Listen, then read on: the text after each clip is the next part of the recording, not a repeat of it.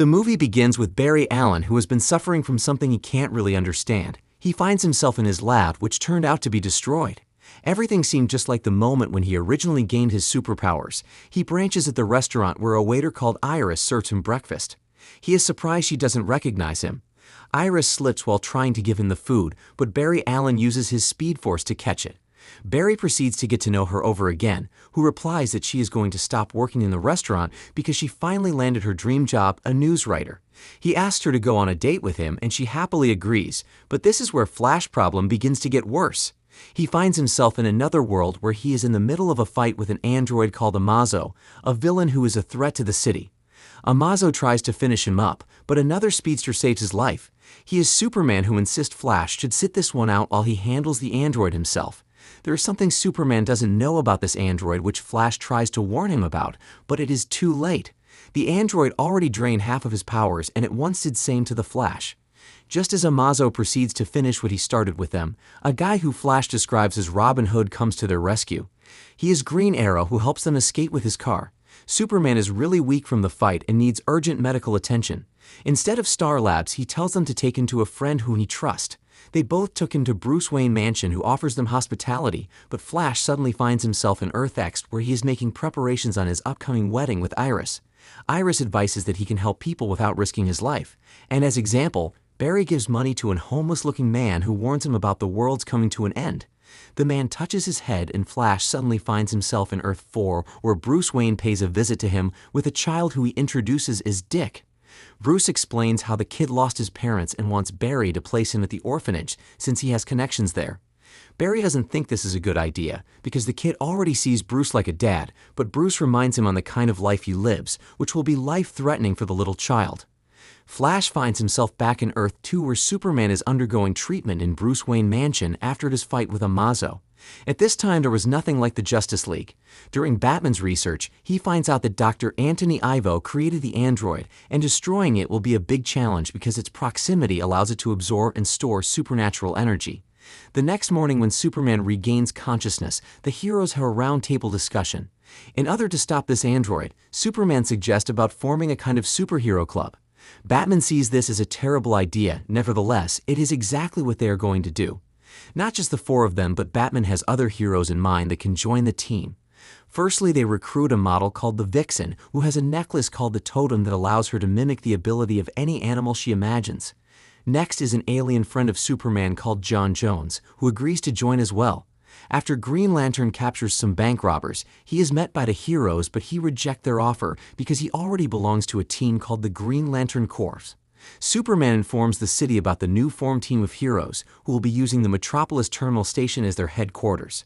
Since this whole team stuff was Flash's idea, Superman invites him to name their superhero team, which he named the Justice League. During the speech, Amazo attacks again. Flash suddenly finds himself teleported to the central city in Earth 3, which is in ruins.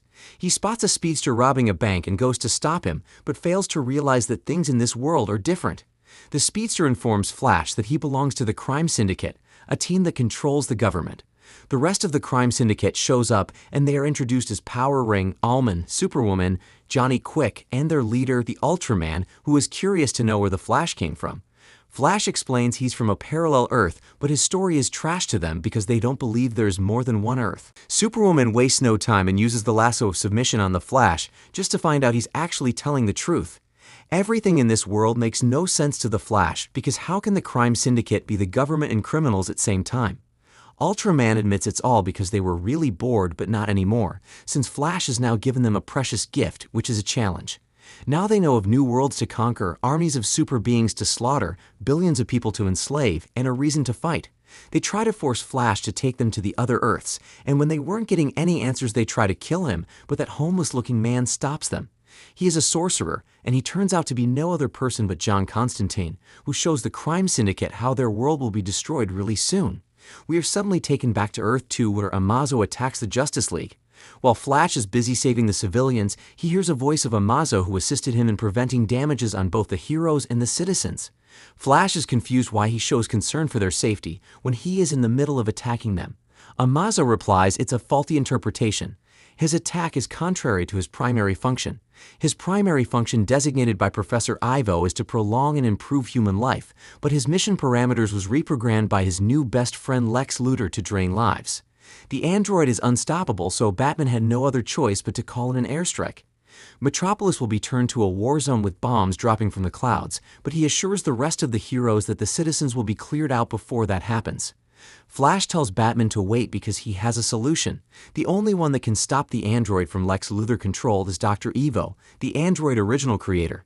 He breaks out Dr. Evo from the LexCorp prison, where he discovers that Ivo is suffering from Hutchinson-Gilford syndrome that makes his age to accelerate faster. Years back when he discovered about his sickness, his fellow colleague at the LexCorp, Lex Luthor, advises him to use his intellect to prolong his life. This is what led Ego to create Amazo, but he never knew Lex had a secret plan on his own. Lex reprogrammed the indestructible android for his own use. To cut the long story short, Lex commands the android to drain out every last power from the superheroes, making it believe it is a way of prolonging human lives. Flash arrives with Ivo to stop this moment. Ivo tells Amazo that all Lex told him was a lie. Luthor made the android believe that the energy they are collecting from the superheroes is what they want to use to extend Evo's life, but instead wants to use the collected powers for his own gain. Since Lex has already reprogrammed the android, it has no choice but to do what it is compelled to do, which is destroy all superheroes. To prove Lex's lies, Ivo tells Amazo to use the energy he has absorbed so far from the heroes to try and prolong his life. Just as the android tries that, Ivo dies. This is counter to his primary function as Lex's actions shortened Evo's life. Amazo tries to kill Lex for deceiving him, but Flash reminds him on what Ivo would want him to do, which is value in human lives. Lex is arrested while Amazo also returns back the energy he had taken from the superheroes. Just like that, Barry finds himself back in Earth 3, where there is Thunderspark is everywhere. Obviously, this world is close to destruction. Ultraman and Superwoman tries to do something about it, but their efforts went in waste. Barry considers helping them out, but John Constantine tells him not to waste his time, because this Earth will be dead in few minutes. He describes himself as a man that walks all worlds that are doomed to die. This is his punishment for something he did so long that he doesn't remember. We are taken to another parallel Earth where an old Barry wakes up from his sleep after a call from his wife Iris. It is breakfast time, and Iris surprises him with his favorite dish, a meal he ate when he met Iris for the first time. They both celebrate their marriage anniversary, and they talk about their wonderful love life together with no single regret. Another universe is shown again where Barry and Iris are getting married. Just as they are about to say their vow, a strange portal opens with a supernatural being emerging out of it. She tells Barry that he is urgently needed for a mission. She introduces herself as Harbinger, stating how their world is in terrible danger. She has been sent to gather Earth's greatest champions for the mission. She teleports Barry and powerful heroes from all the Earths to a spaceship. Their Batman meets Robin from another universe, and they are almost the same age. On his Earth, the story was different. Instead of taking him to the orphanage just like he did in his Earth, Batman took him in and trained him to become his partner. Not just that, in the grown-up Robin's world, Batman and Catwoman had a child called Helena Wayne. Anyway, we see other heroes like Amazing Man, Blue Beetle, Nightshade introducing themselves, but a man without a face called the Phantom Stranger calls them foolish for revealing their identity since they just met. Harbinger brings more heroes inside the spaceship like Dr. Hoshi, who complains how everyone here is dressed yet she had to kidnap her in her bathrobe. Harbinger shows Hoshi a fabricator that can provide her with any clothing she imagined. And as the Monitor ordered, Harbinger transfers the power of that belonged to a criminal called Dr. Light to Hoshi. Harbinger meets Dawn Star, who fails to recognize her. Harbinger changes to her real identity, Kara, Superman's cousin, and promises to explain what happened to her later. The Monitor later shows up later when the superheroes he needed for the mission were completed. He is a member of a race ancient beyond their reckoning. Before their worlds began, his kind has lived to observe and document, but never interfere with every event occurring in the known universe. But the Monitor has now broken his sacred vows, due to a peril so dire that it threatens all realities with utter annihilation. The Monitor informs the heroes that a massive antimatter wave so vast and destructive that it decimates everything in its path, it's on its way to destroy all the worlds. Just as he's speaking, this antimatter wave has already destroyed Earth 3, and the crime syndicate who recklessly goes to stop the chaos were all killed. That is why the Monitor has gathered the heroes so they can find a way to stop this disaster and save their worlds. The Phantom Stranger interrupts the Monitor with a question. Why should they believe any of his words? He kidnapped them and told them a story, and he just wants them to obey him and others to save the world. Batman is also curious to know why he mostly chose heroes from Earth for this mission. The Monitor explains that the Earth is the first world, and once it falls, the rest of the planets goes along with it. The other heroes are not ready to trust the Monitor since he is not giving them proof on what he said.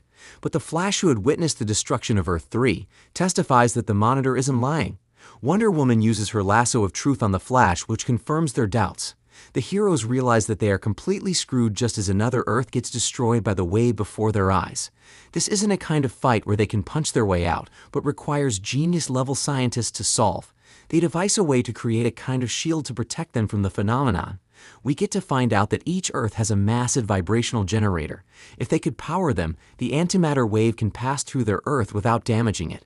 The speed of the Flash is going to be needed to turn on the generators. The vibrational generators are in Earth 146, Earth 2, Earth 4, and Earth 1. There is a huge problem as the wave begins to accelerate to their Earths.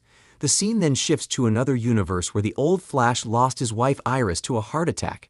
Before using his speed to turn on the generator, Amazo, who is helping him, thanks Flash for finally achieving his primary function, which is to extend human lives. The Flash immediately runs at full speed, which turns all the Earth's generator that made the Earths to be kind of invisible to the upcoming waves. Their experiment is a success as the antimatter wave passed the Earths without inflicting any damage. The civilians and the heroes celebrate. Meanwhile, old Flash is sad to see Amazo, who died in process of helping him save humanity. The movie ends with something really strange. Some of the heroes begin to vanish. It is as if whatever they did to prevent the wave changed history, so it's as if they never existed. Thank you for watching, guys. If you love animation movies, please subscribe to this channel and keep watching. Bye. And that's the end of the video. I hope you enjoyed it. If you did, don't forget to smash that like button. Subscribe for more awesome content from Cartoon Crunch. Hit the bell icon so you never miss an update. Let me know in the comments what your favorite part of the show was, or if there's a cartoon you'd like me to cover next. Thanks for watching, and until next time.